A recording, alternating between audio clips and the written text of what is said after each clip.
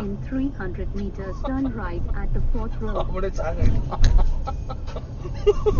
அவன அந்த காரை கட் பண்ணி ஃபாஸ்டா போயிடலான்னு பார்த்தா அவனுக்கு முன்னாடி ஒரு ஃபாஸ்டா வந்தாங்க. நான் அப்படியே பெஜாராயிட்டான்.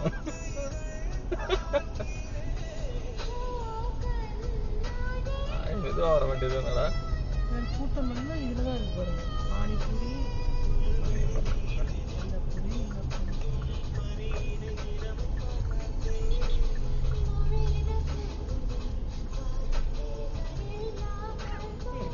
அந்த வீடியோ பார்க்கணும்.